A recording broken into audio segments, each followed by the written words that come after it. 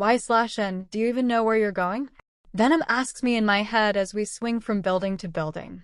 Yes, you parasite, I know where I'm going, I say in an annoyed voice, rolling my eyes. Don't call me parasite, he yells, getting angry at me.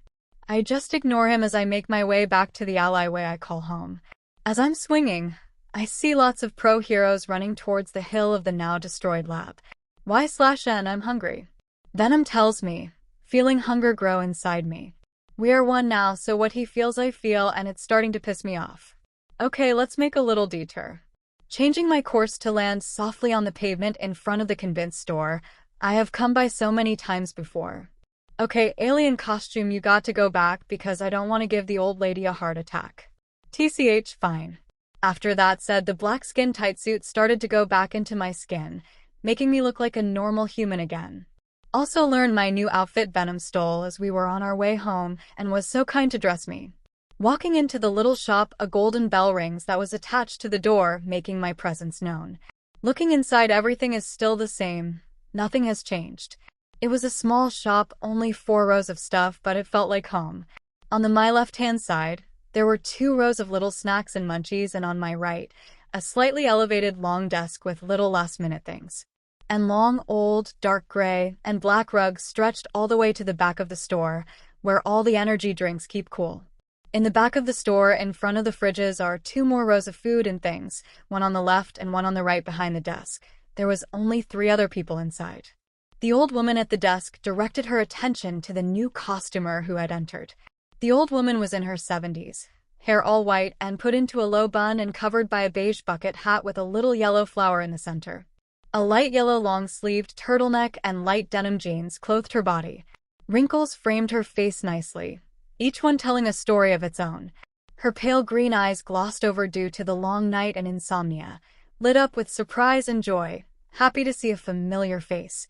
I first met the lovely lady a couple of weeks after escaping the orphanage. On the verge of starvation, I was going to steal food from her store. But not being the fragile old woman I thought she was, taught me a lesson that day and would help me occasionally if we had no food. She really did save our asses all the time. Why/N. Sweetheart, it's been so long since the last time you doped by. What on earth are you doing here at this time? She said a little too loudly, gaining the attention of the costumers in the store. Sorry about that, I had some stuff to do. Looking at me with a slight skeptical look, but letting it slide, not prying, knowing I had to do things dirty to survive. Okay, sweets, if you say so, wanting the usual? She asked, knowing the answer. Nodding my head up and down, excited to have the sweet and salty taste of tater tots and chocolate. Yes, I know, a weird combination, but it really is what saved me and my siblings all these years. Walking over to the row with all the chocolate bars, looking over them to find the best one as she prepared the tots in a little white paper bag. Someone else was in the aisle, but I didn't really care. I was just trying to make this fast and snappy. Who knows when the last time my siblings ate? Scanning the shelves, my eyes lit up when I saw on the holy grail of chocolate. Not a well-known chocolate brand, but it's the best you can get. Reaching with my slender fingers, I pick it up, strangely with a lot of resistance.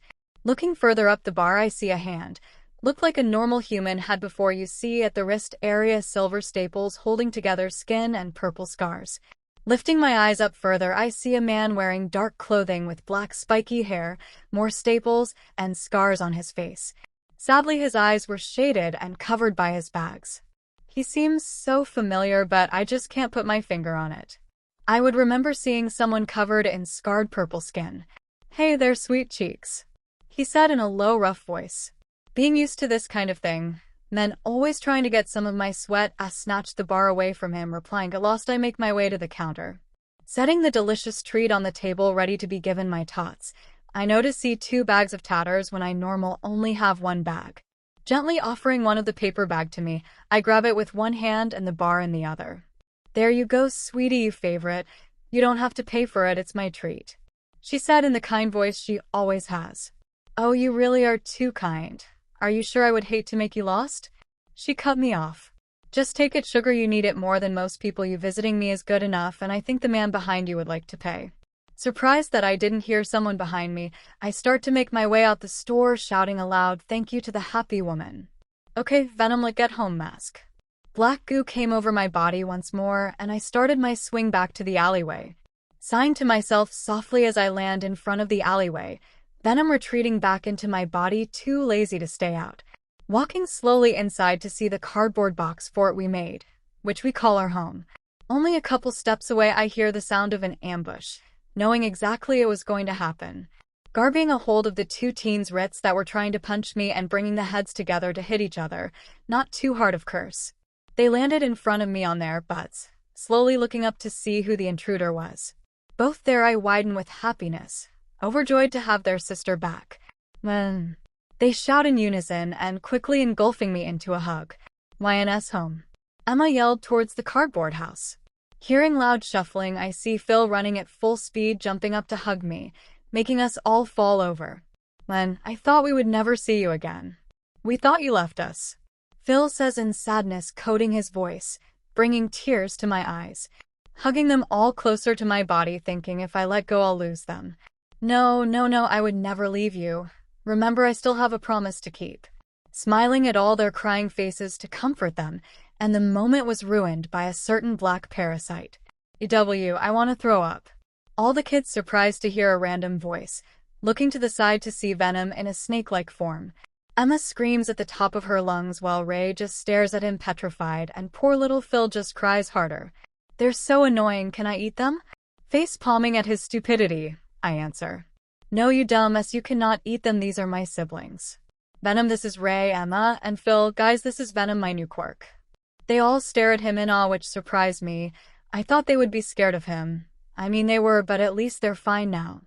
I was snapped back into reality by Emma waving her hand in front of my face. Y/N, your quirk is so cool. She said, excited to have a new friend. They're not too bad, still brats, but I won't eat them. Venom said to us, making the kids pout. Then it hit me. How the hell did you guys get food? I was met with silence, Ray and Emma looking like if they were debating on telling me. It was the patchy zombie man. Phil says in a happy tone, Ray and Emma quickly covering his mouth. Who the fuck is Patchy Zombie Man? I say, a little considered for my siblings. Don't you think Patchy Zombie Man is a little mean? You could at least call me by my name. A familiar voice says. Turning around, blue flames shooting at me. Thanks for watching my video. Make sure to like and subscribe to my channel so you won't miss anything I post.